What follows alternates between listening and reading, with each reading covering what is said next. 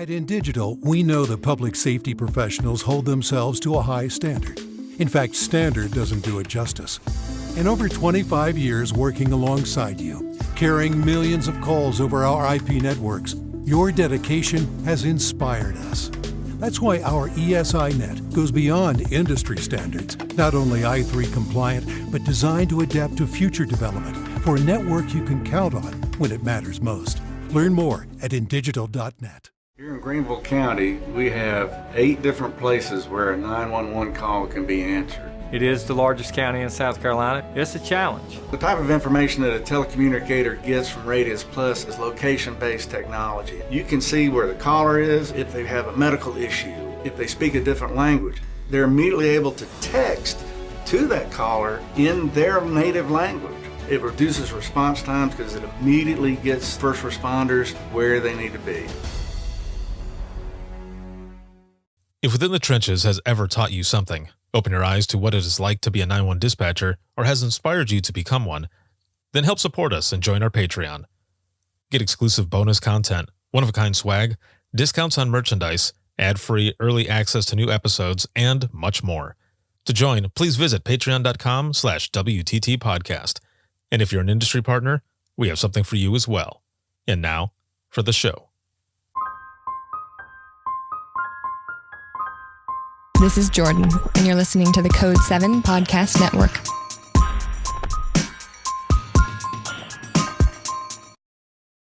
Warning. This episode contains the 3 A's of podcasting: adult content, adult language, and awesomeness. You've been warned.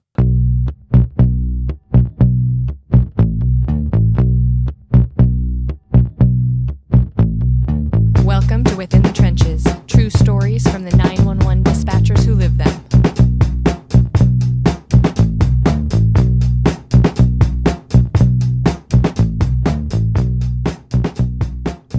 Hey, what's going on? This is Ricardo with the Code 7 Podcast Network, and this is Within the Trenches, true stories from the 911 dispatchers who live them. This episode is sponsored by InDigital as well as Rapid Deploy and Carbine, and a big shout out to patrons as always. Thank you all so very much for everything.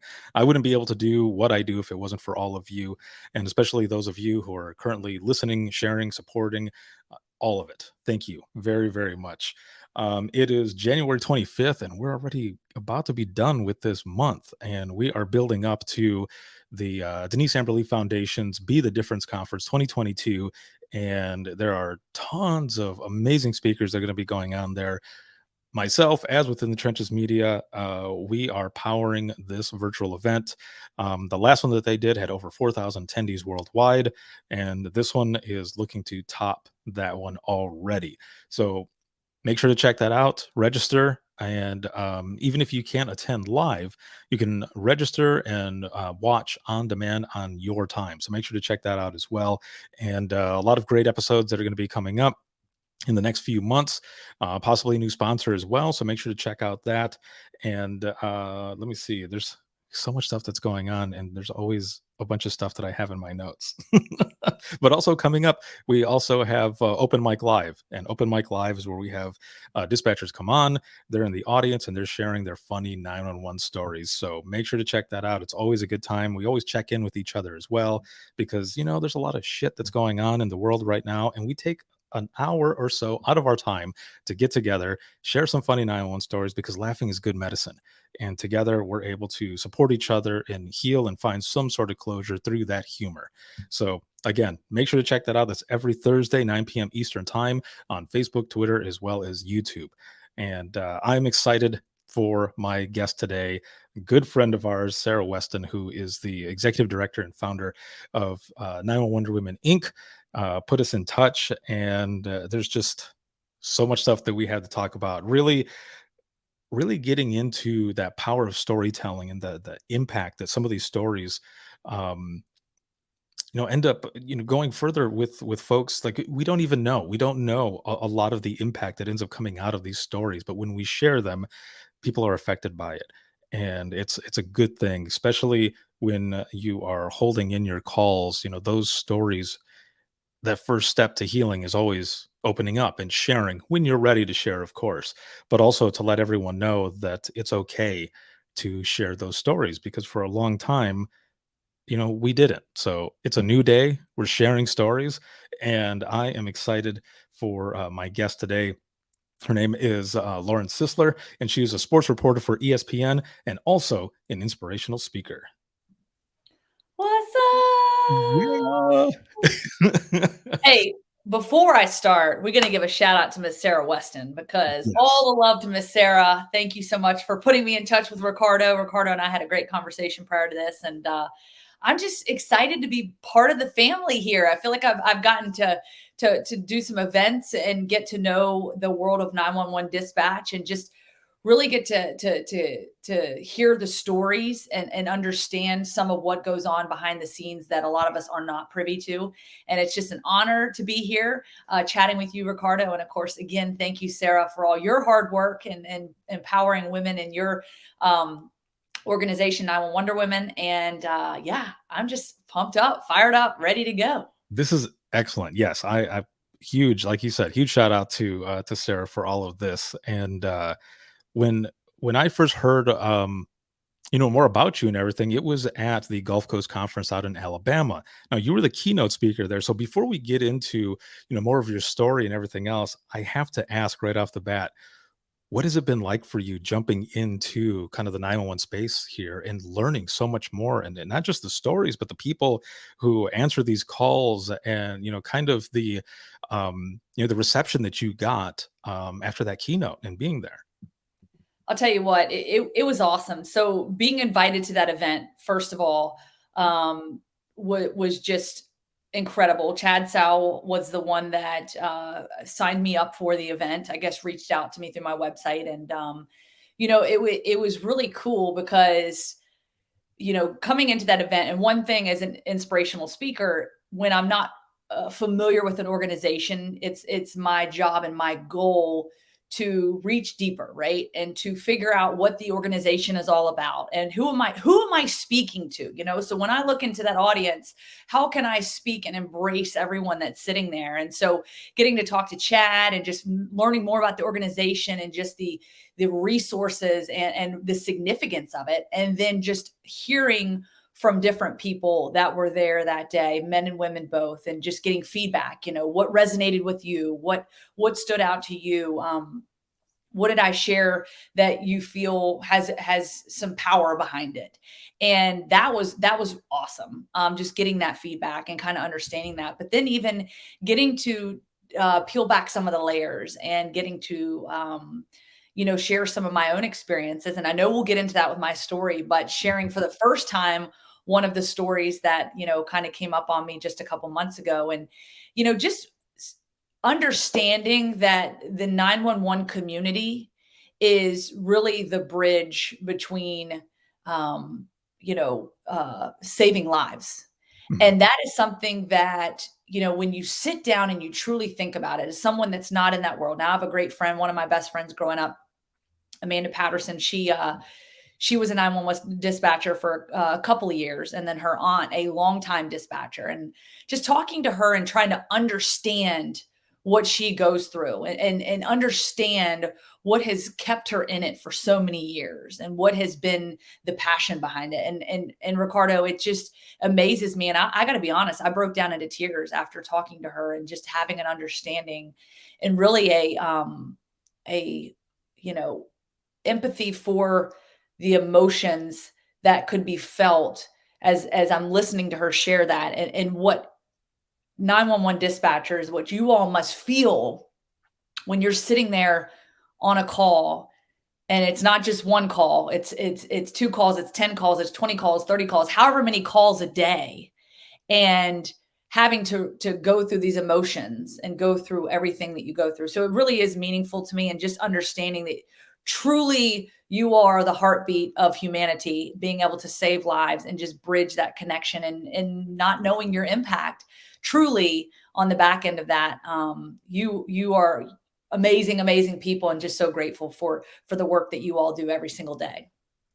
Yeah, it's pretty eye-opening, right? When you're talking to someone and they're telling you these stories. Now, in the beginning, when I first started, a lot of people would say, and this would be even when I went to get my haircut. they're trying to break that silence. They're trying to make it go fast, right? So it's not awkward. They're just there cutting my hair or whatever. And they would say, "So what do you do?" And I would sit there and I would think, should I tell them? Should I say what I do? Because they're going to ask, "Well, what's your craziest call?" Right. And sure enough, it would happen. And a lot of times I wouldn't say the craziest call. I would give them a funny call. But one time I did give a kind of a hard call. And I remember the person just kind of standing there and they're like, "Oh," and I said, "Well, you asked." But they said, like, "Is that real? Like, does that really happen?" Like, "You have no idea. Like, there's so many things." And I hear all those voices. Like, I've been out of dispatch for 8 years now, but there are a lot of calls that have stuck with me. Wow. And there's certain triggers, the if I don't see them very much often anymore, but for a while there was a lot of Tercels, Toyota Tercels. And a call that I had taken that was a pretty hard call. It was like the last week that I was in dispatch. Um, it had to do with someone who ended up committing suicide. They ran their car into a tree, Wow. and I had tried to contact this person before that happened, and I couldn't get through. I didn't get through. The person had already crashed before, while I was calling, I guess. But the vehicle that the person was in was a blue Toyota Tercel. So after that, every time I saw a car or that type of car, I would go back into that. It would be a trigger. It was the craziest thing. But and again, a lot of people don't understand that. But it's awesome though when people actually listen and want to learn. It's not so Mhm. much of like a bloodthirsty thing, for lack of a better way to put it. They just want to know those hard calls. Yeah. Um, but like for you, you go in there and you give this keynote and you're talking to people afterwards and you're hearing these stories and also like your friends that you were saying that were, dispatch and all and you're learning from it and that's good. Like that's something that we definitely need is to have more people that want to learn and take those stories. And now with the keynote that you did, what was the basis? Like, what was the whole, what was it about?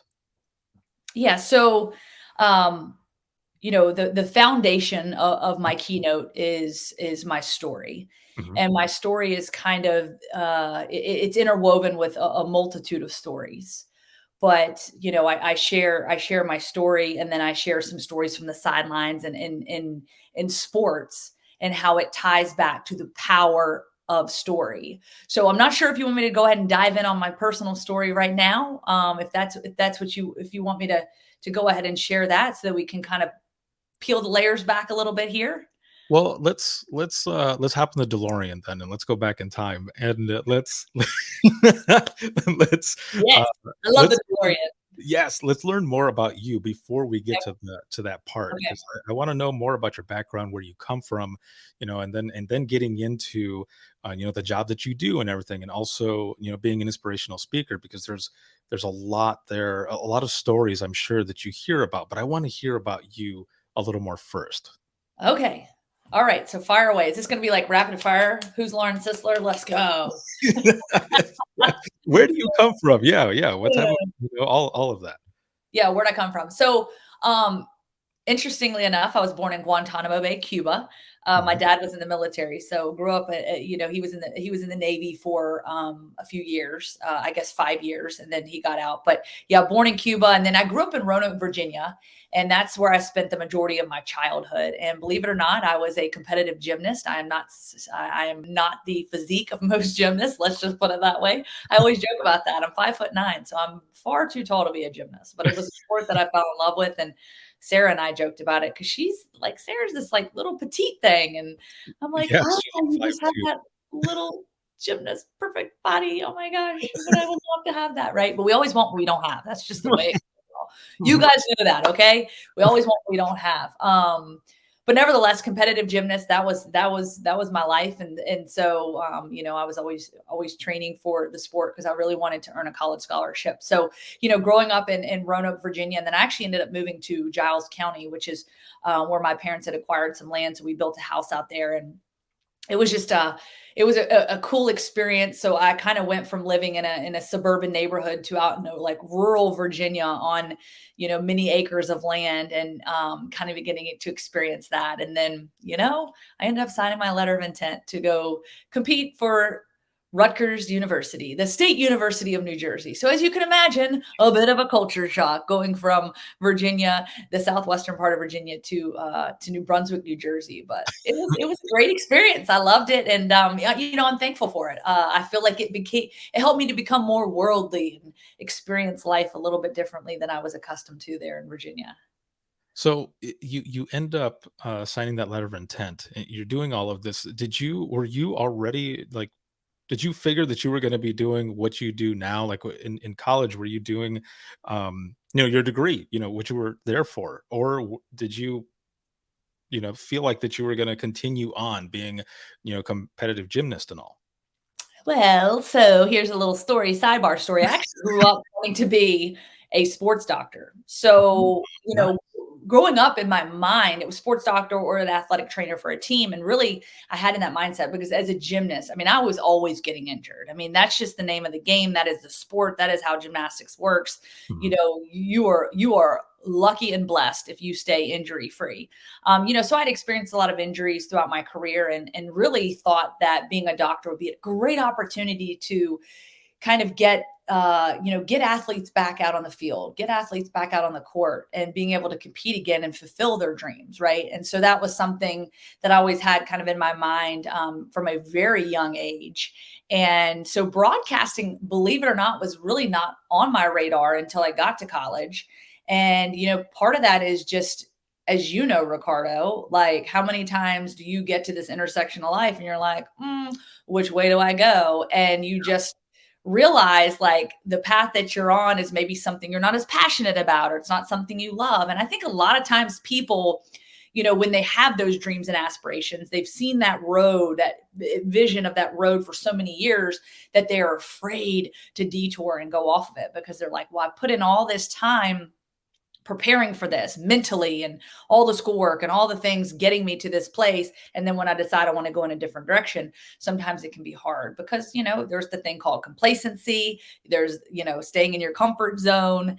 And, for me, with some of my experiences, again, that I know we'll get into here in a minute, kind of had to take a step back and say, all right, what am I passionate about? What do I love? And what can I be really good at? What can I use my skill set for, that I can run with and really just see a long-term plan ahead with? And that's kind of how I landed on sports broadcasting. Oh, wow.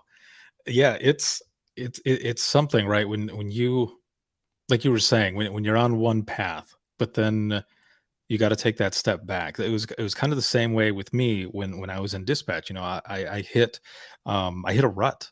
I was burned out, Mhm. and there was just so much stuff that had already happened during right before this burnout. My grandmother passed away, and when she passed away, I was the one who took that phone call, and it was a hard thing because I thought, should I stay in dispatch? Because um, so I started out dispatching in Central Florida at a small police department, and I ended up about 3.5 years later, I ended up moving back home to Southwest Michigan, and I was dispatching in the county that I grew up in. So the entire west side of the county, I knew pretty much everybody. I had friends, I had family there, and again, when my grandma passed away, I took that phone call. So I was trying to figure out what I wanted to do, and I ended up going back to school, and I ended up getting three different degrees while I was in dispatch. Wow. I did it all online, so in between phone calls, I'm doing homework, and you know, Wow. Talk people are about calling. multitasking. My goodness. Yeah, people are calling for like barking dogs or fireworks or something like that, and in my head, out loud, I'm saying, "Yes, we will get somebody out there," but in my head, I'm thinking, "You're calling about a dog barking. I have to get my discussion in by midnight." Come on, clock's ticking. Let's go. Right, yes, but Good. it was during that burnout though that, because I was trying to figure out how to reignite my flame for 911, and I loved the job, just the environment was kind of toxic, the county politics, it was craziness. And so I go back to school, and that's actually what helped me get into everything that I'm doing now. This podcast started out as a college project back in 2010, and it just continued to evolve and evolve. So for me to find my path, and it was scary, but I jumped right in, and I figured out something that actually worked. And but it was also all based on the fact that I didn't have a lot of people to talk to about these calls, and I was burying them, and I didn't want to be that person to ask for help Mhm. because I didn't want to look weak. I didn't want someone to say something to the effect of, "Oh, he can't hack it." And so I just let it go and let it build and let it build and let it build. But what ended up helping me was the fact that I started sharing those stories, and I was writing them down, and people were learning from them. And it was therapeutic for me to do it that way as well. So that's kind of how my journey, in jumping into a path and finding out really what you're meant to do, Yeah. how that worked out for me. But for you, then you start getting into broadcasting and all. And I mean, what really fascinated you about it? Was it the stories, like just people, not just the sports, but what's behind each one of those folks that are in these sports, and how they're doing certain things? What was it for you? First off, I love, there's a lot of parallels there. And I think that's kind of the thing that's the underlying theme here is what we're talking Mhm. about. We all have a story and there are parallels to our stories and things that we can relate to and things that we can share with one another, discuss and have those same inner feelings of uncertainty, of anxiety, of shame, right? And for me, truth be told, when I first got into broadcasting, it is the thought of like, ha ha, I get paid to talk about sport. Are you Yeah. kidding me? Like, this is awesome, right? I get paid to talk about sports and I'm on the sidelines and I'm covering some of the biggest games and the most prolific coaches and athletes out there.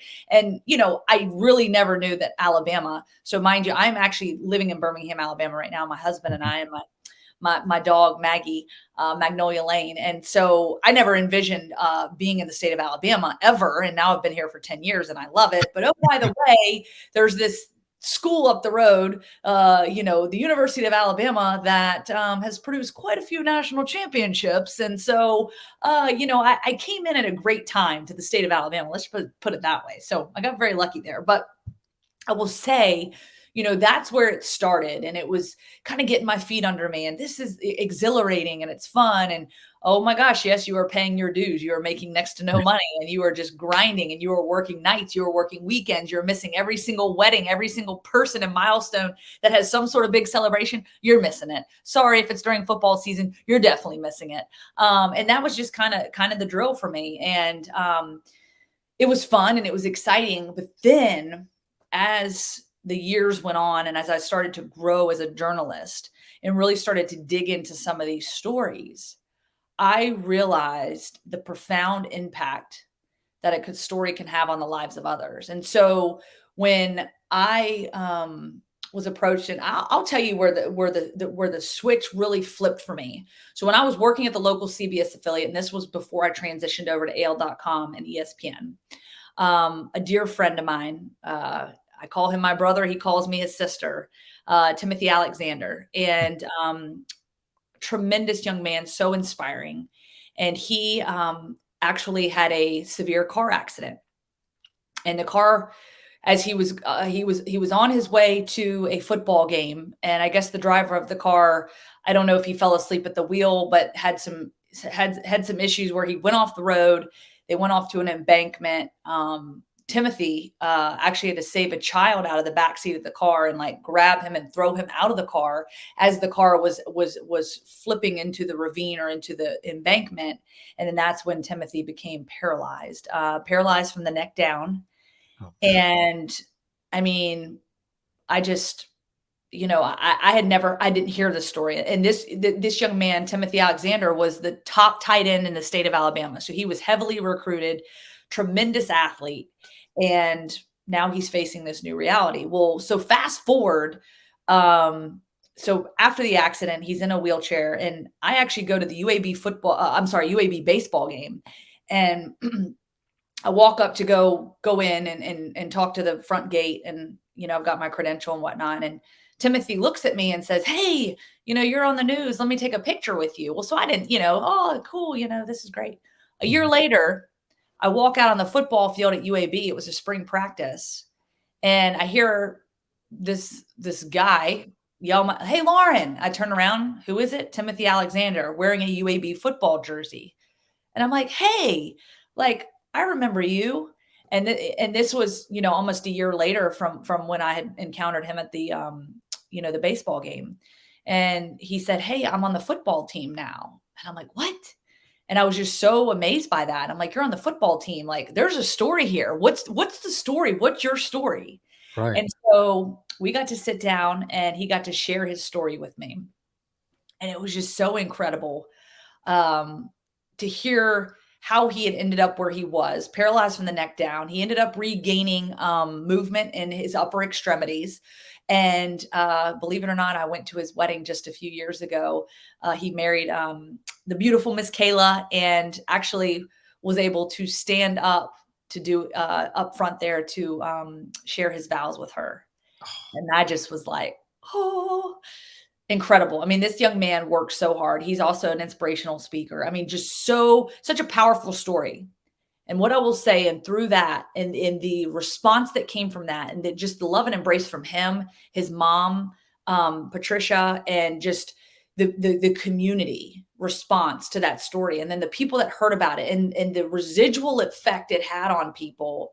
That's when I realized that 2.5, 3 minute story that I did on Timothy Alexander caught fire, and the amount of people it reached. And now his career as a motivational speaker has literally just skyrocketed. And granted, I know he loves to give me credit for it, but I'm like, this young man, he had it in him. It was just that little flame that he needed, that little spark, and that he's off. And I mean, it's just incredible. So that right there to me was where, Ricardo, I realized I could see that the power of story.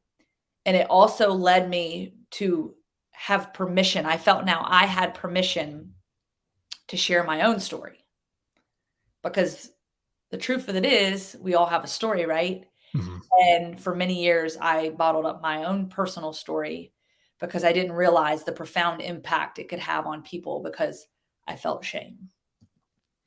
Now, that's actually a good segue into your I story. try to tee people up, I try to tee people up for a good segue. I try to do my job. That was very well done. It is an excellent segue because Yeah. so you recently, for those who are watching and listening, you recently were on a live broadcast with Halcyon Frank from the Dispatch Lab, as well as Sarah Weston of 911 Wonder Woman Inc.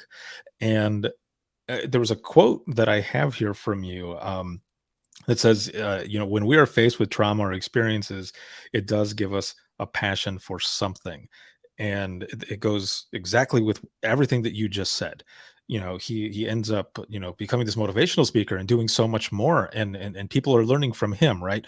And your story as well, your experience, you are advocating for, substance abuse and all types of other things, but there's a story with this as well. And please. So yeah, I guess so we'll hit the rewind button, and I talked to you about my journey to Rutgers.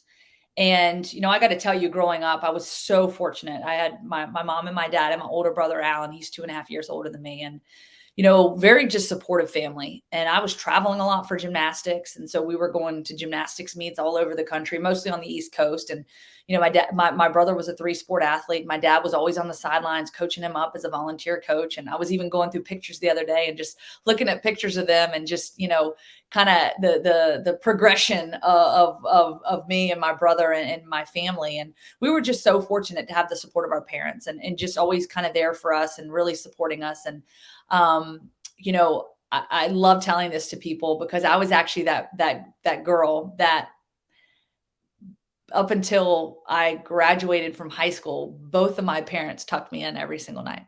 Not ashamed of it, not ashamed of it whatsoever.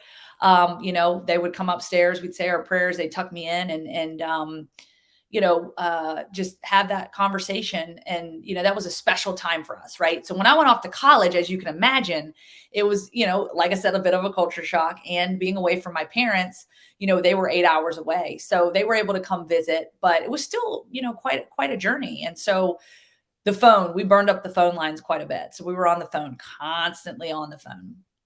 And so I had called my parents. This was March 23rd of 2003, just like I always did. Picked up the phone, talked to my mom. I remember talking to her specifically about my gymnastics practice. I was working on this dismount, and I felt confident that I was starting to really get some consistency. And, she was so happy to hear that. And then she passed the phone off to my dad. We talked about life. And I just remember he had celebrated his 52nd birthday, and I'd sent this card to him. And he just said he was so proud of me, and just so proud of the work I was doing, and just, just thankful to see me living out my dreams there at Rutgers. And so we said our I love yous, we said our goodbyes, and I hung up the phone. And I just remember feeling very content, and had been studying for some exams, was talking to my roommate, Kara, for a little bit, and then set my alarm clock and went to bed.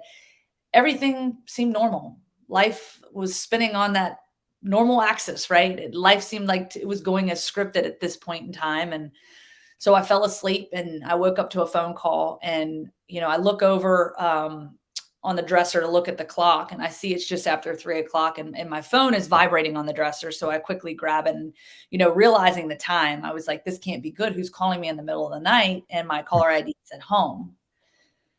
So of course I took a deep breath, and I answered the phone with some hesitation, and my dad was on the other line, and he said, Lauren, I need to talk to your brother. And I said, what's wrong, Dad? And he just said, I need to talk to your brother. I can't get his number. I just need to talk to your brother. And so, I gave him my brother's phone number. I hung up. He said, I'll call you right back. And within a minute, he calls me back. Could not get my brother on the phone. And he said, Lauren, I can't get your brother. I need you to call your brother. I said, Dad, what's wrong? He said, Lauren, I'm sorry, but your mom died. And I was like, what? Like, Dad, what happened?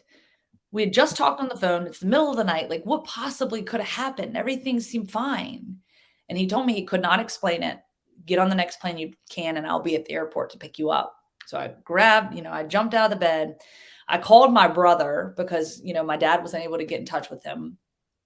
I had to share the news with him, which was obviously heartbreaking, and then pack my bags. And mind you, I'm 18 years old at the time. I didn't even have a credit card or a means of funding to be able to get on a plane. I had $50 in my bank account if I was lucky. Right. So, I was a college kid, and I was kind of just living day to day, and, had to borrow a credit card from my roommate. I get on a plane.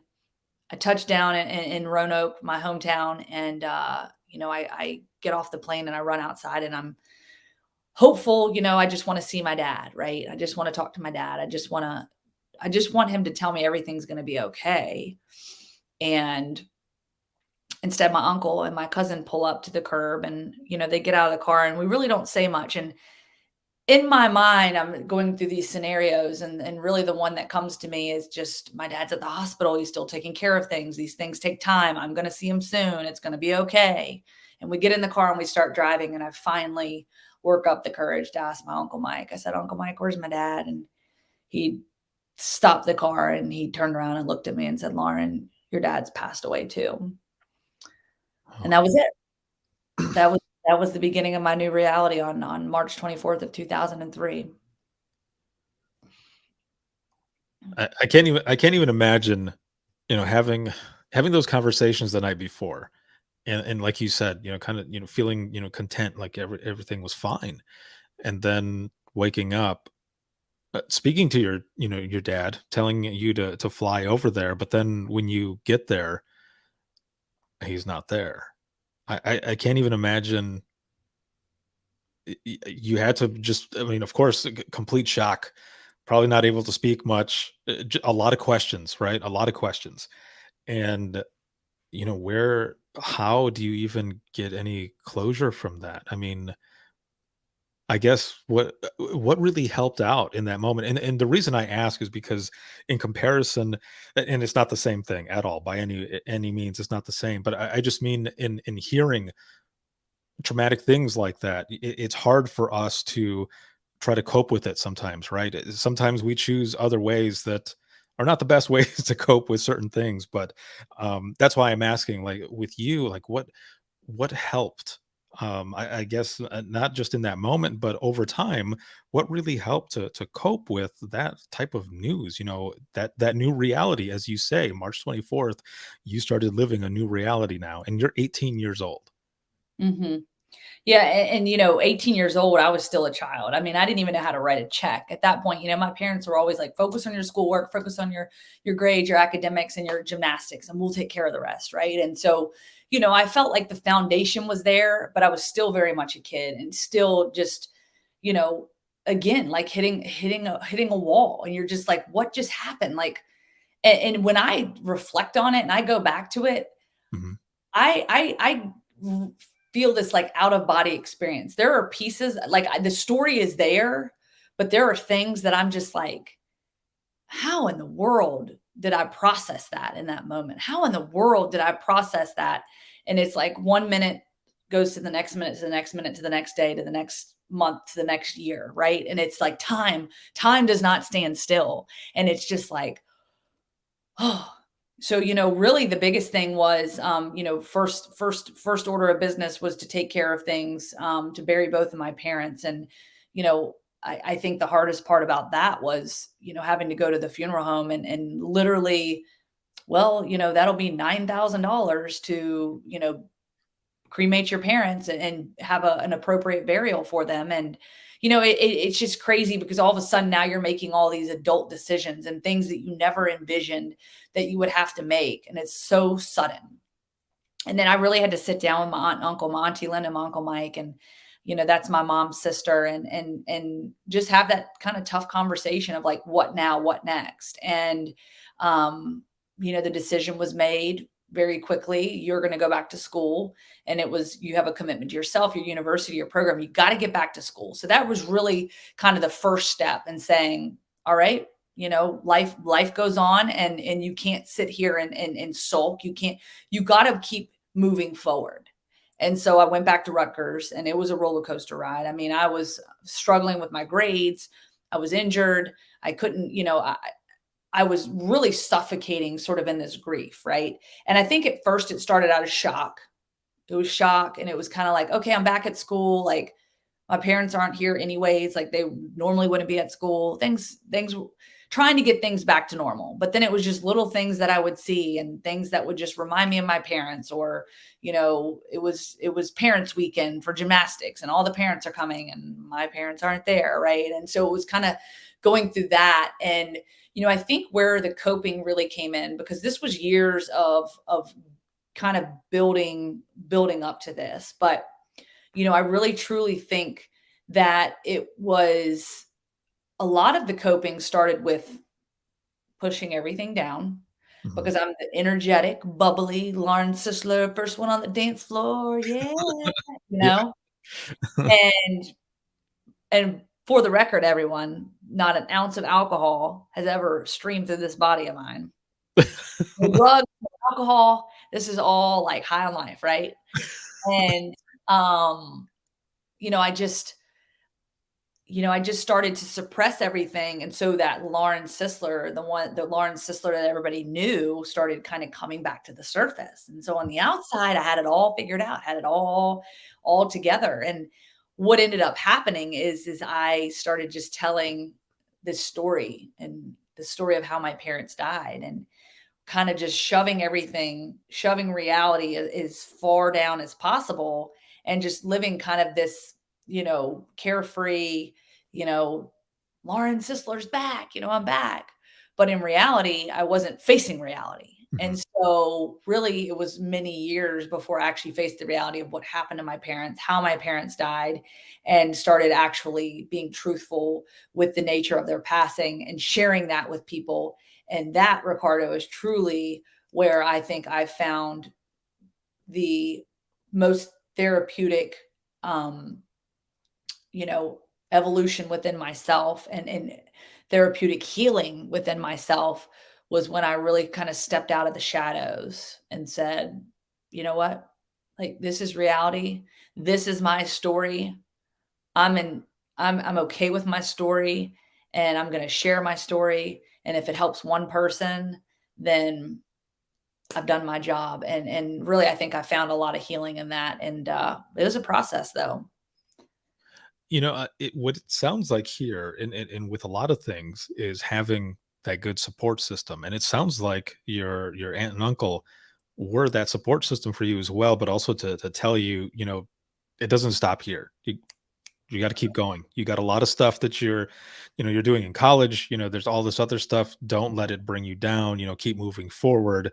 And for that time, it worked, to bury certain things. But like you said, it took a long time for it to finally come out and really started to heal and all. What was that? I guess kind of an aha moment, or that point where you thought, you know what, this is actually helping. This is sharing this story, talking about it more, and seeing how, whether it be people's reactions or just basically that impact.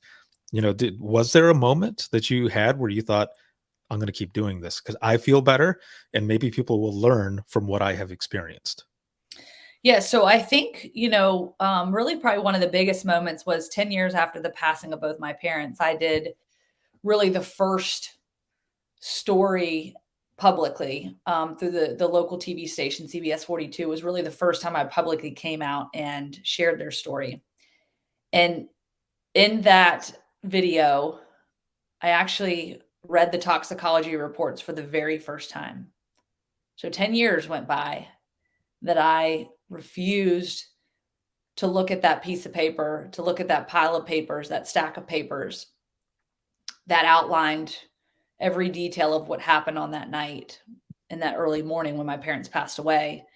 And so when you go back to, I get the news my parents died.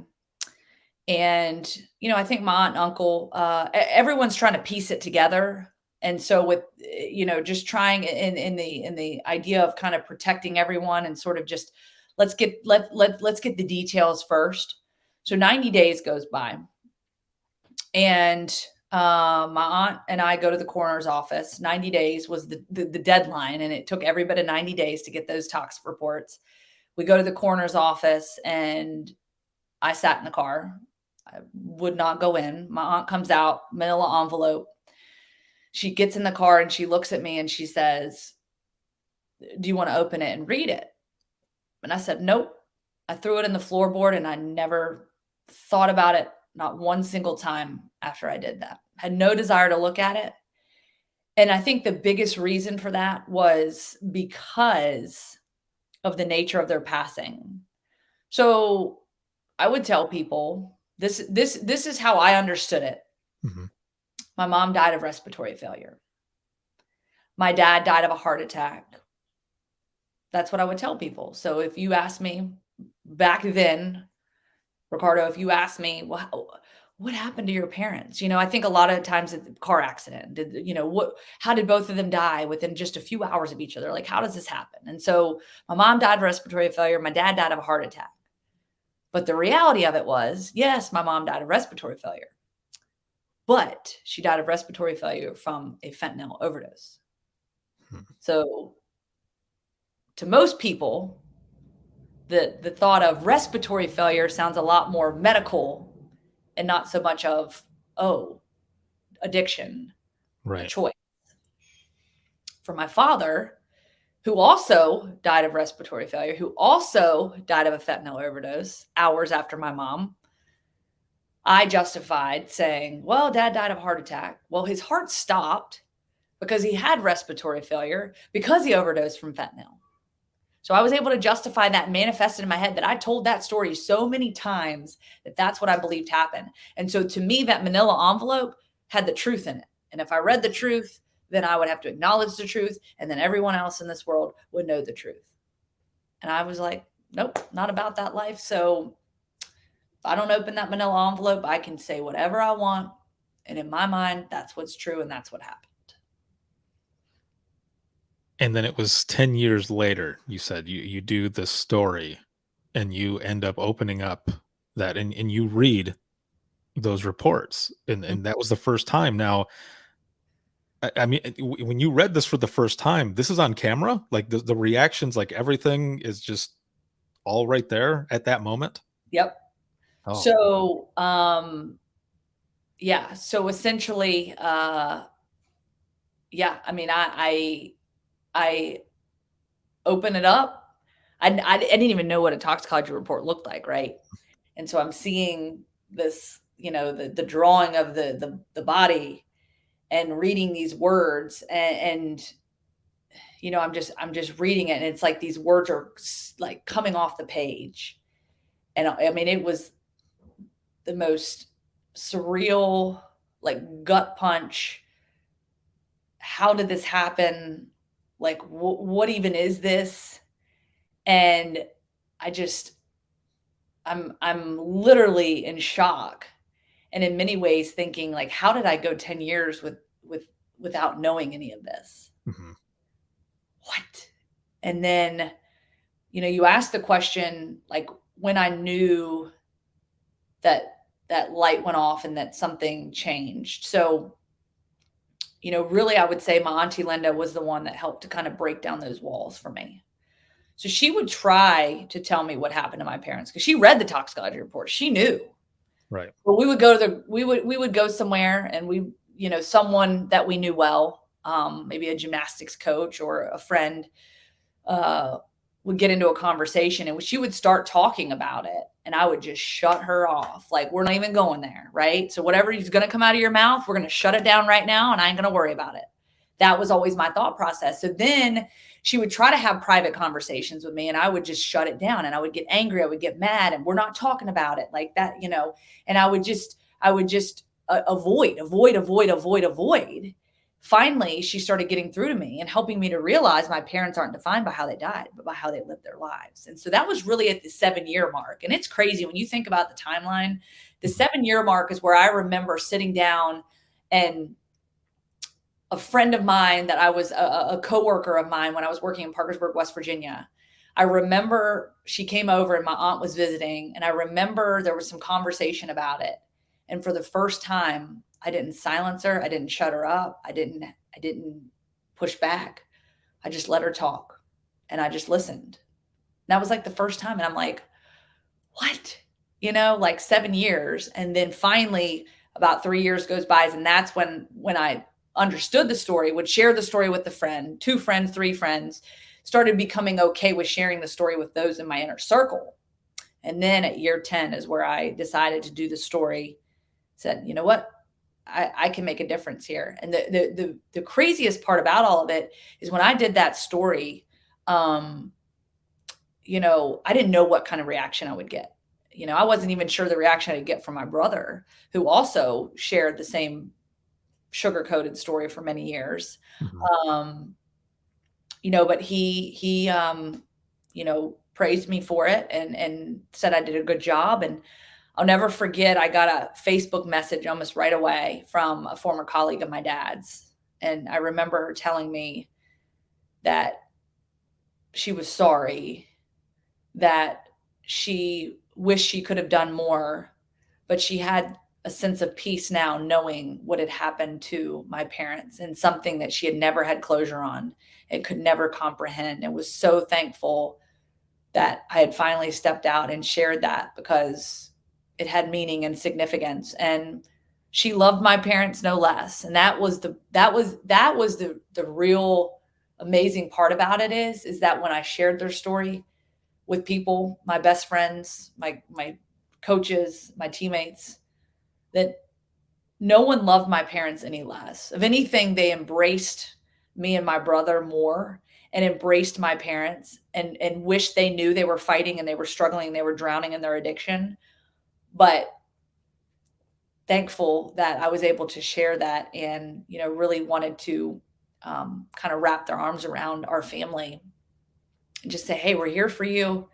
And whatever we can do to help to continue on your mission to help others. What was that like for you then? Hearing about the impact that you sharing this story, I can only imagine that there had been such a weight on your shoulders, and maybe you didn't even know that weight was there for so long, because you had, like you said, you had this sugar coated story, this part and everything. So the weight was probably there, but really didn't pay attention to it, and then it would build sometimes, and then you eventually get to that point where you're now wanting to learn more, and you end up sharing this story that had to have just completely, maybe not completely, but just that weight just gone now, and now you're really free to be able to move forward, and hearing how that impacted others, you now wanted to maybe share that more in the speaking that you do, as an inspirational speaker. Did that weight get lifted off? Yeah, I use the illustration of shackles, Hmm. the shackles of shame. Like I was literally shackled to this shame. So for years, it was running from reality, but underneath it all, there was that shame. So once reality kind of kicked in, and I'm like, oh, this thing actually did happen, and this is really the truth behind it all. I can't keep running from it. Hmm. Then it was the shame part piece of it. Okay, now I'm going to have to face the truth. Now that I'm facing the truth, I'm going to have to share the truth. I can't lie about it anymore. I can't sugarcoat it anymore. And then that's where the shame was. And then it was like this weight, as you said, just lifted off of me. And it was like, oh my goodness, like this is so freeing.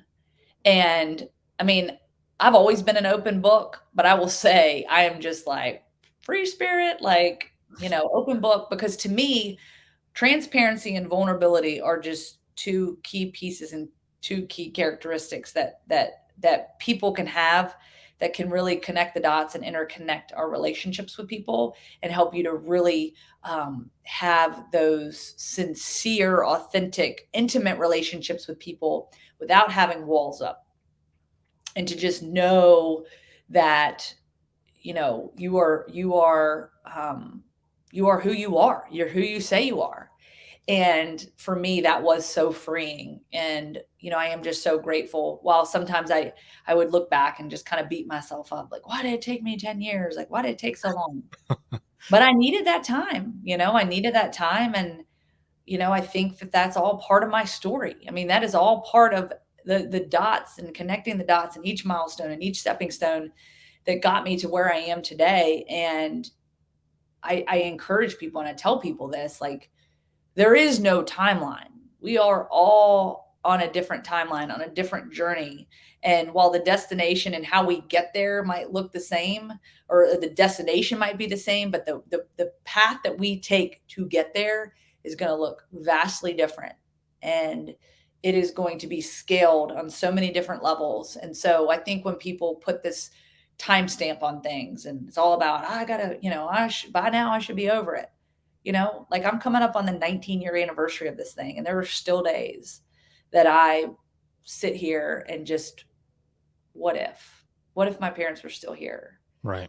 When I go out for a college football game, I will say that, a moment in time that is special for me is when the national anthem's being played. Because when I was a gymnast, that was the time that I would stand there and, I would, kind of talk to myself, talk to the good Lord above, and then really just, kind of have conversations and go through that. Well, then when my parents passed, that was my time for them, right? I would have conversations with them. Well, now, that was before gymnastics competitions. Now it's the kind of the same thing with football games. Then that's that time where everyone's kind of in unison and sort of taking in the atmosphere.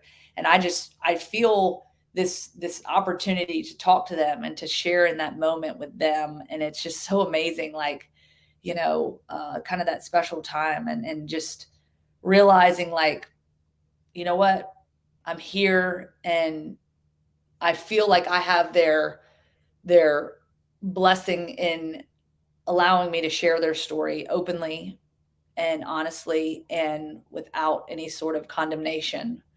And that they would be proud of what I've been able to do to use their story in a positive way. It's this whole story. I mean, your whole journey, just all of this. You've got all of these years, this experience. Um, you know, just all of this that is built up, and now you're using this as well to help others, impact others on this story as an inspirational speaker. And as we were talking, how I mentioned in the beginning, what you had said, that we are faced with trauma and experiences, it does give us a passion for something, or even a purpose.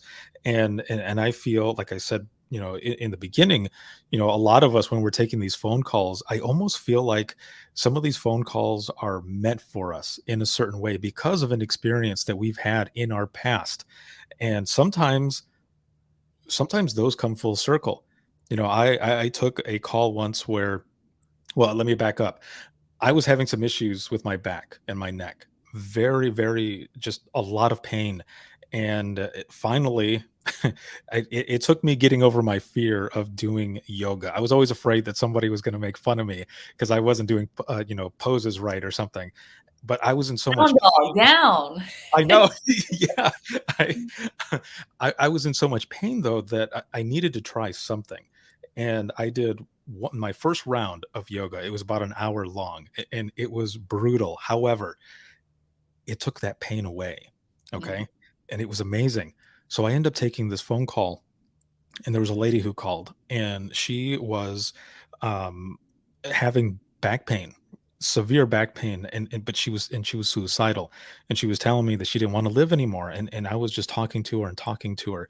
And I had a trainer once who, I used to watch him sometimes. I would observe him on some of his phone calls, and when he would talk to someone who was suicidal, he would start asking them questions like, "What's your favorite movie? What's your favorite music?" Like, really just like talking to them and talking to them, getting to know them, relating. So that's what I did with her. And I decided to take a chance. And I had this experience of this back pain and neck pain that I had. And I started telling her about yoga and what I did. And at the end of that call, help got there. And she said that she didn't want to do it anymore. And she said, "Thank you."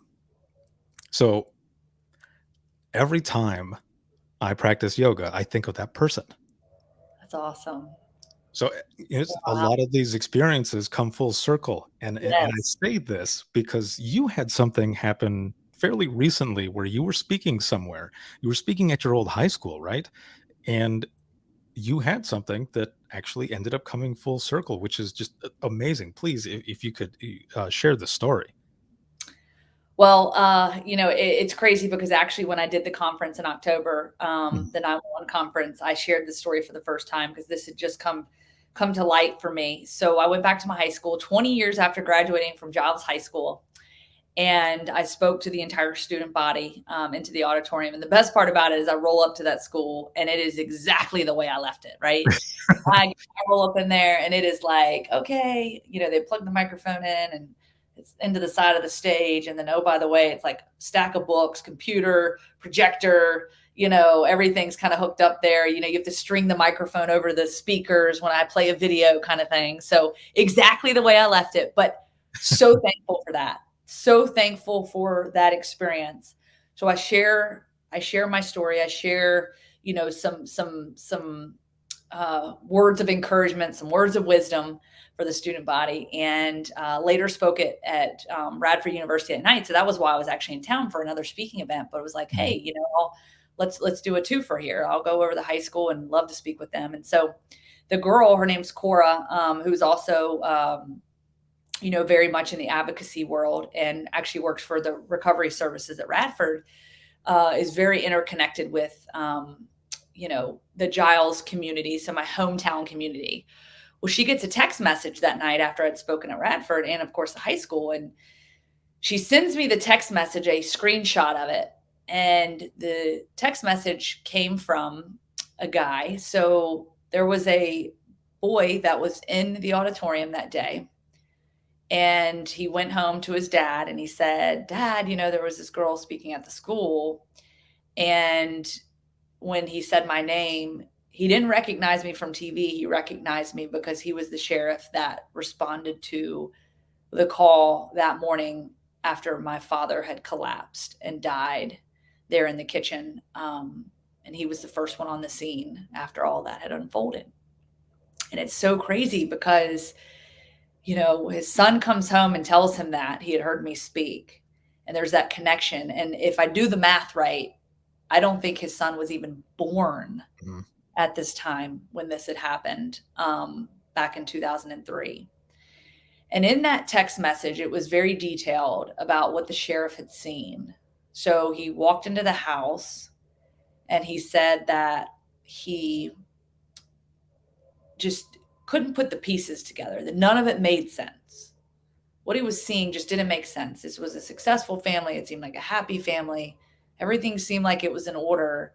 Like, this doesn't make sense. Like, how does this happen to this family? Mhm. And then he remembers going up to my bedroom, and I had this whole entire wall just full of medals and trophies from my gymnastics career. And he remembers seeing those and thinking to himself, this girl has to make her way back home from New Jersey, this 18-year-old girl, to this heavy burden. And he said a prayer for me in that moment. And, he didn't even know who I was. And so for him to have those thoughts and just that emotion towards me is so meaningful, because, he's right. Like, I am having to come back to this new reality and to this burden of trying to figure everything out. And then, the last thing he had said in the message was that a lot of times when things like this happen in these extreme circumstances, that typically the children or the surviving end up following the same fate and possibly going down the same path. And he said that he was so thankful that I was able to pull myself out of it and not to go down that path, and to find my way to a successful life and a successful career. And I mean, that was powerful. And I was like, wow, like, this is amazing. And I'm just so thankful for that story. I'm thankful for his response. And just to reach out and to share that was just incredible. Earlier when we were talking about how you had first started sharing the story and that weight was lifted off of you to get these text messages and to read all of this,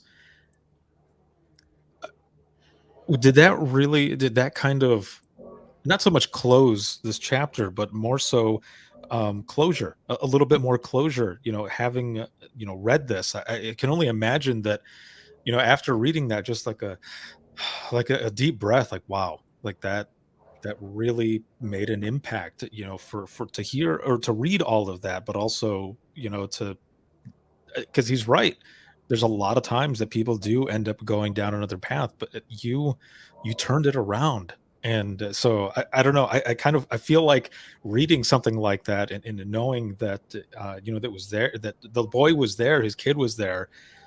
Man, something in the universe just kind of put that together. It seems like. No doubt about it. First of all, I apologize for the noise outside. Oh, it's okay.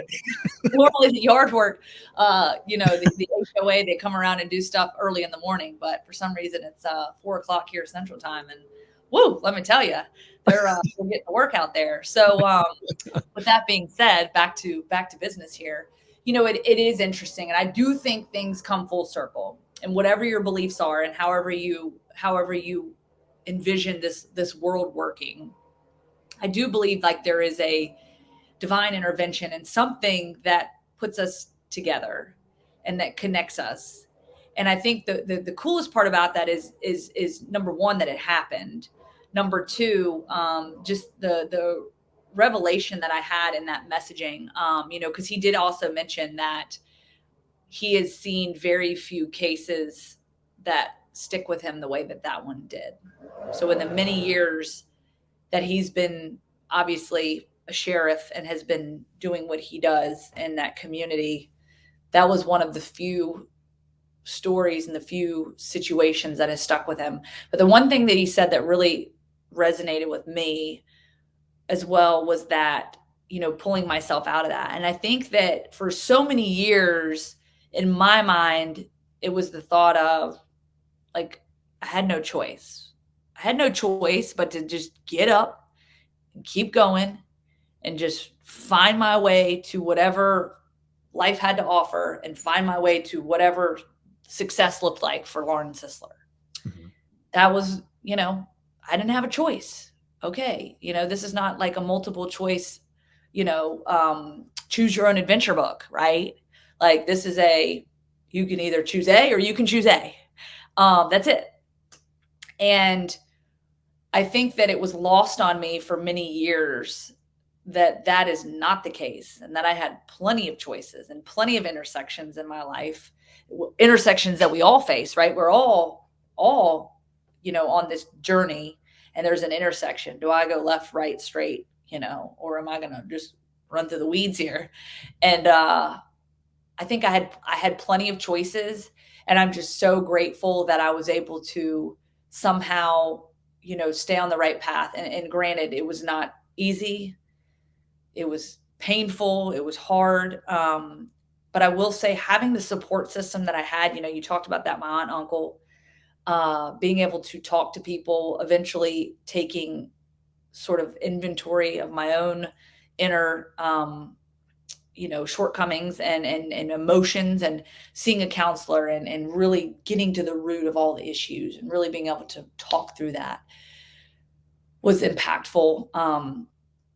And just having that support system and those people around me. And even now, and I do think that again is the power of story and how we're all connected. And I feel, I never met the sheriff. I did end up sending him a handwritten note to express my gratitude. And, my hope is to meet him one day. And no, I don't want to sit down and rehash everything that happened that morning.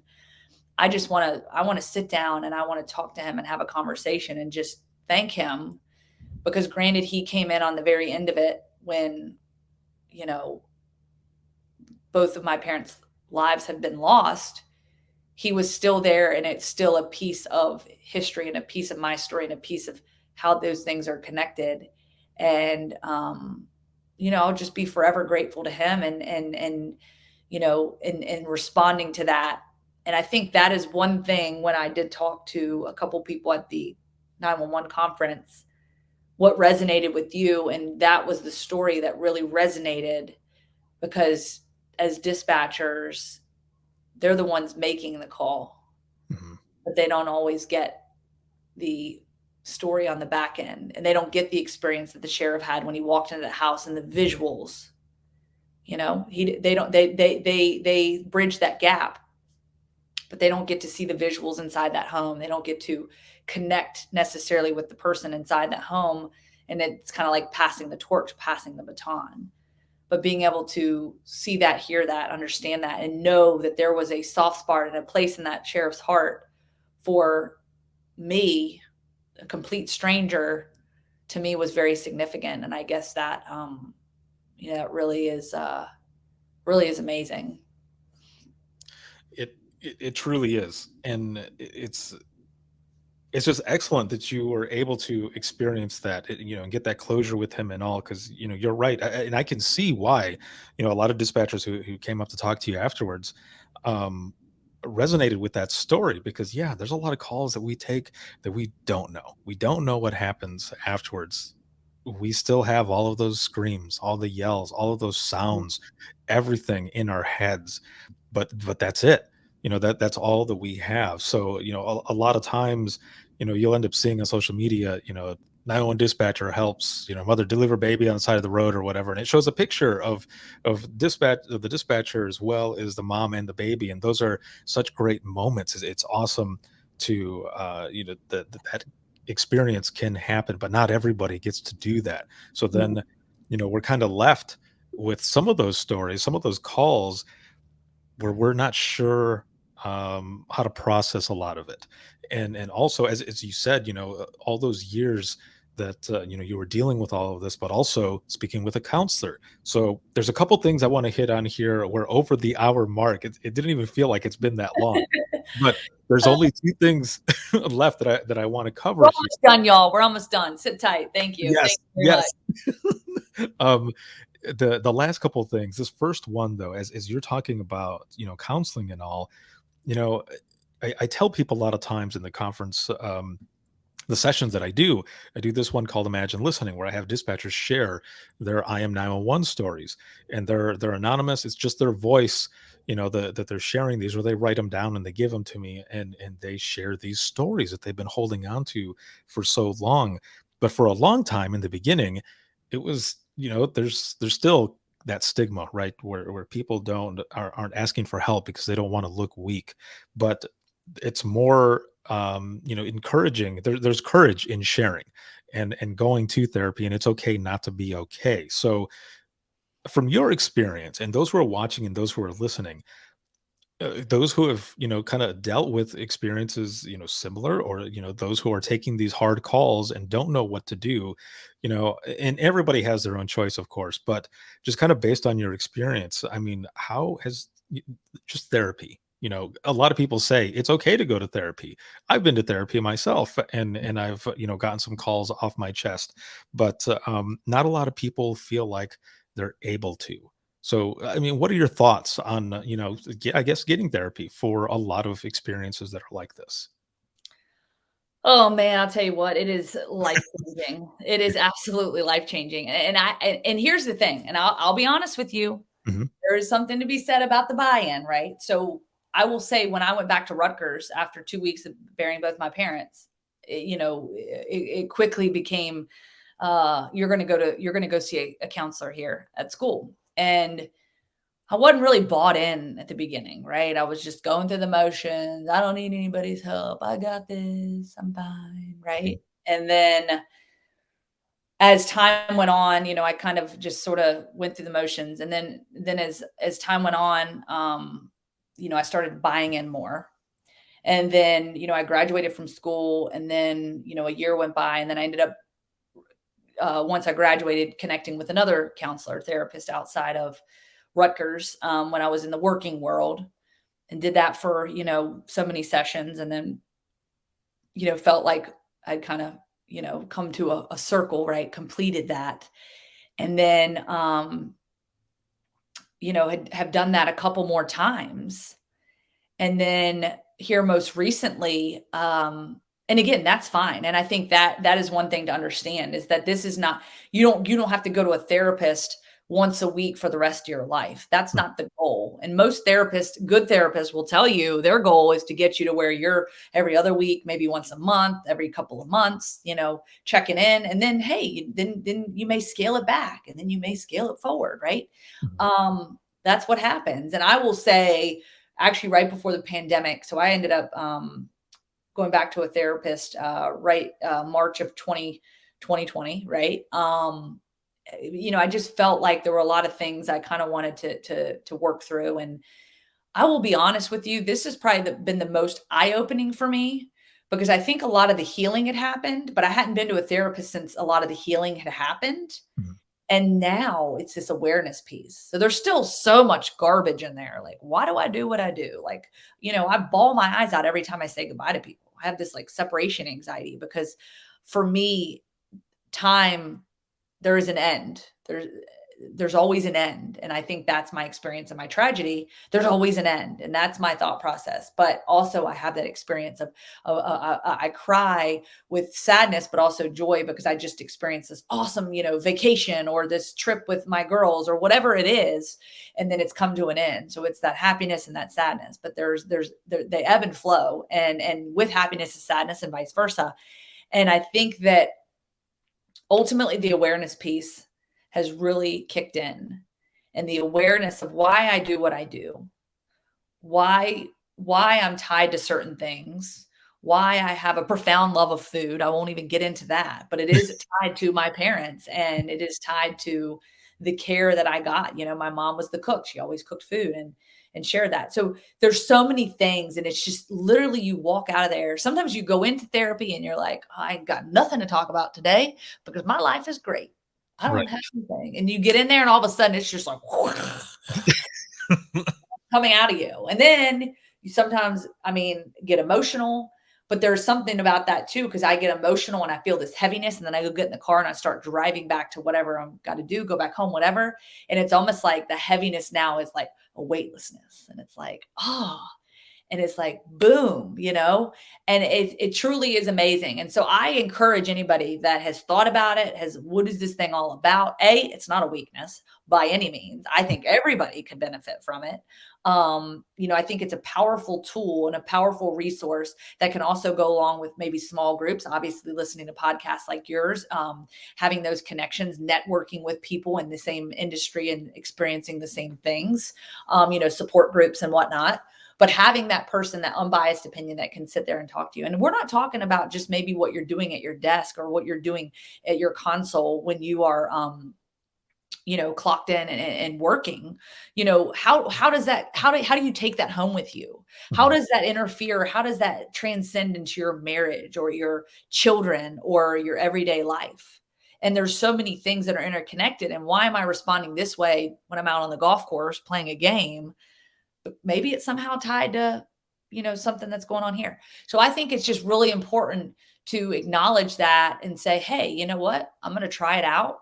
And, you have the resources and, hopefully you've got the insurance or, the ability to afford that and, health savings accounts. And there's different resources that can allow you to do that. And you may not find the right person the first time, you may not jive with that person, but when you find the right person, it. And I'm so thankful for my current therapist. And, I don't feel like it's a business transaction. I feel like it's very much a relationship, a professional relationship for sure.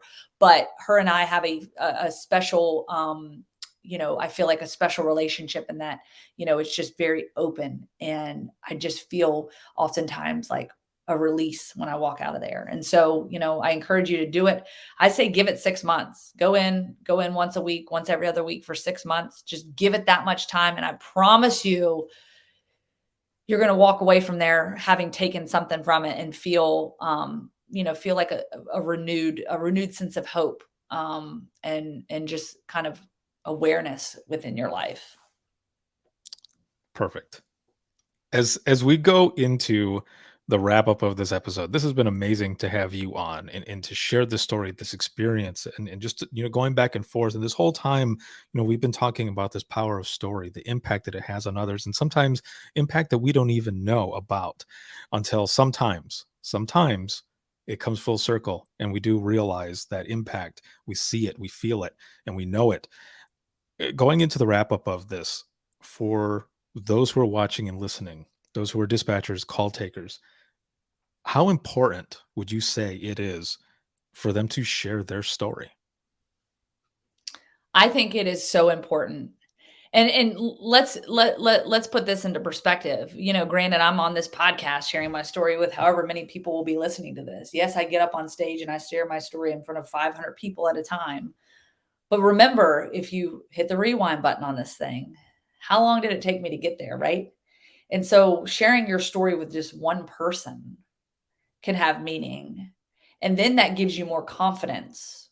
And, you might see the impact it has and think, oh, and I love what you said, Ricardo, about writing some of these stories down, because I think that even if it's a journal, maybe that you keep personally, I've started writing down some stories as well, because some of them come to me and I'm like, oh, I should tell that story. That's such a great story, or this happened, that happened.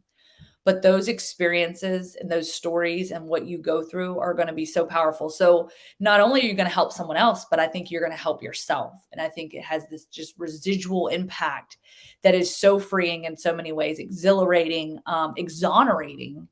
And, I think that it's amazing, the power of story and the ability that you could potentially have to unlock someone else's, fear, their shame, their depression, their anxiety, whatever it is they may be experiencing, just that one little conversation.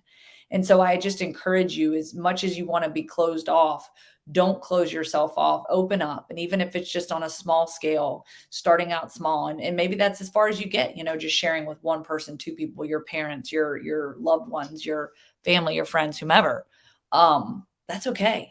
But you got to start somewhere. And I think it's just so powerful. So I just encourage you guys to speak up and speak out. And, you might be a voice for someone else that really needs you today. Excellent. Thank you so much once again for being on. This has been so much fun and amazing again to hear about your experience and what you have, your words for those, who answer the call and sometimes don't get that closure, but who can also find help and help others in sharing their story. How can people find out more about you, Lauren? Everything that you're doing, social media, website, anything like that. How can they find out more about you? Yeah, you just hop on laurensisler.com. There, some information there. Also, a documentary attached there. You see at the bottom of the page called "Beyond the Shadows: My Family's Journey Through Addiction." That's about a 20-minute video that really illustrates a lot of what I shared with you all. So if you are interested in watching that, that would be great. Would love to get your feedback. And then I'm on social media: Facebook, Instagram, Twitter, LinkedIn. You can check that out. And yes, I have my DMs open. Some people think I'm crazy. They're like, why do you do that? And I'm like, I'm a grown adult. I can siphon through the garbage. Right. So, I know how to do that. So, want to reach out, want to share your thoughts. I would love to hear from you. Hey, maybe you can start here. If you want to share your story with me, this is where it starts. Let's go. Yeah. You can also shoot me an email, lauren@laurensisler.com. Would love to hear from you. And again, thank you so much. And I just want to thank all of you out there for listening. Thank you for everything that you do for our community. You truly are the first responders. And I'm so thankful for you and everything that you do every single day. It's not lost on me. And I'm just thankful that I've now been kind of adopted into the 911 community. So I'm thankful for you all. And I hope to continue growing with you all as well. Awesome. Well, thank you once again. And I will be right back here with you in just a moment. For all of you who are watching and listening, if you have any comments, questions, or you want to be a guest on the show, you can email us. And that's going to be wttpodcast@gmail.com. Once again, that is wttpodcast@gmail.com. You can follow us on Twitter. That is @91podcast. You can like us on Facebook. That's facebook.com/Within the Trenches podcast. This episode has been sponsored by InDigital as well as Rapid Deploy and Carbine. And once again, patrons, thank you so very much for everything. If you want to become a patron and support us, you can check us out. That is patreon.com/WTT podcast. We've got all kinds of podcast swag, stickers, discounts to the store for t-shirts, all types of things, and other bonus content, as well as singing badly in my car. I've got some new episodes coming out for that as well. So look out for that one. And also for patrons, an added perk for patrons only, you get audio versions of the DRT as well as Open Mic Live. So make sure to check that out. This can be seen on Facebook, Twitter, as well as YouTube. And you can listen 24/7 on Apple Podcasts, iHeartRadio, Spotify, your favorite podcasting app, and withinthetrenches.net. Have a good one, everyone. And we'll see you in the next one.